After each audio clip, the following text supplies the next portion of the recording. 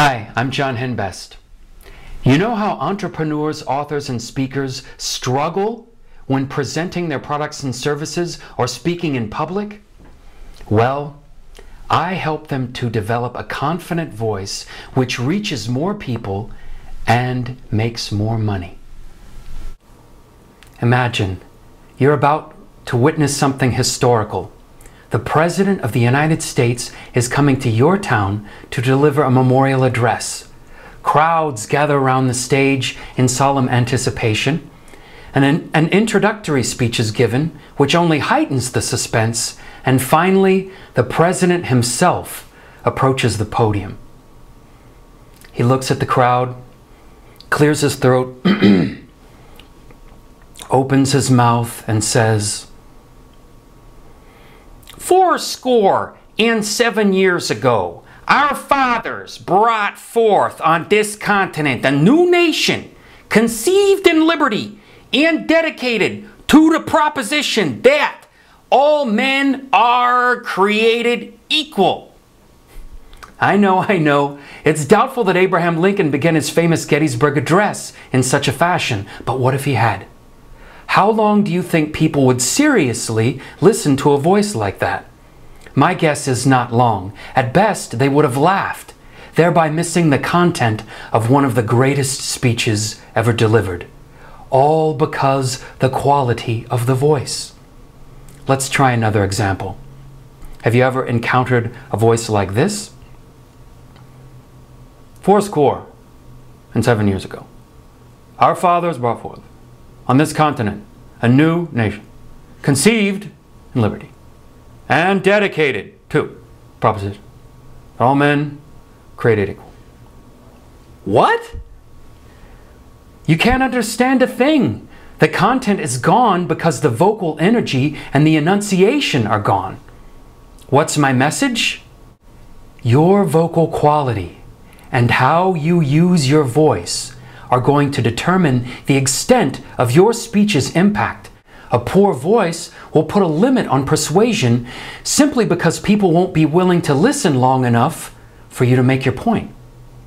I want you to get 3 things out of this. Number 1, people are judgmental about your voice. Number 2, you can have bad habits that make your voice ineffective. And number 3, you can actually improve your voice. People are judgmental about your voice.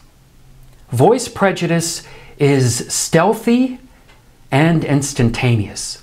Suppose we were at a scientific conference of some kind, and I came up to the podium and I said, "Ladies and gentlemen, tonight we're going to discuss the laws of thermodynamics and the mathematics of entropy." What would you think? Seriously. A voice like that has too much air in it. And even if your thoughts are brilliant, when they listen to it, people are instantly going to make a judgment. They're going to think, airhead, airhead, oh my God, airhead. So don't forget, your voice is a big part of your overall presence. And people will judge it just as much as they judge your looks. Now that breathy, over-breathy voice leads me to my second point, and that is you can have bad habits that make your voice ineffective. Do you have an accent, a strong accent? I was trying to park my car the other day and a security guard approached me. He was the picture of professionalism. His uniform was spotless. He was on the ball, very confident, but he had to open his mouth. "No, sir, you must not park here. You must do there is other lane. That is much better. No, you may not park here. You must go straight to the line and then go across that way. That is better. No parking here, sir. No." I'm not trying to be racist and I'm not trying to be cute. I am trying to make a point. How in the world is this man going to be effective in his job? How in the world is this man going to get a promotion and move powerfully through his life if no one can understand him? It's sad, because his voice is literally holding him back. Even if you don't have a strong accent, you can still have many other bad habits. For instance, when you get excited, does your voice get harsh? Why won't people listen to me? Do you have a weak voice? Give me back my money now! Please? Are you loud enough? Are you clear enough? People think they are, and often they're not. When you speak publicly, do you have a pattern? A vocal pattern, kind of like John Wayne, where everything comes out the same way, no matter what you say, especially when you're in front of an audience. All these bad habits can actually be corrected. And that leads me to my last point, and that is you can actually improve your voice. I'm a living example of this. When I was a kid, I had hearing problems, and consequently, I couldn't hear myself when I spoke, and I developed some speech impediments. Even after I outgrew my hearing problem, I still had slushy S's. And by that I mean when I spoke, because of the way that I was holding my mouth and my lips and my teeth, lots of extra sound was coming out. And so I sounded like this. That is, until my elementary school hired a wonderful woman who came in and corrected my speech. She rescued me. In a short time, she corrected my pronunciation, and overnight, my life changed. Because of her hard work and her dedication, she was able to give me results fast. Kids stopped making fun of me, and a new world of possibility opened before me. There's so many ways that you can improve your voice, from the simple to the complex. One simple way is to never forget, especially when you're public speaking, to open your mouth. Use your lips and jaw, because when you do, you become instantly clearer and louder.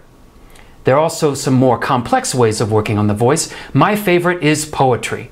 Poetry, with its emphasis on brevity and emotion, is an ideal way of getting your voice in shape.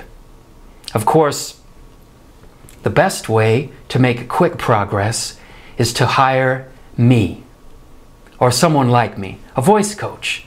Let my years of experience save you time and effort. I've had lots of experiences in front of audiences all over the world because I was a professional actor for many years, and my voice never failed me.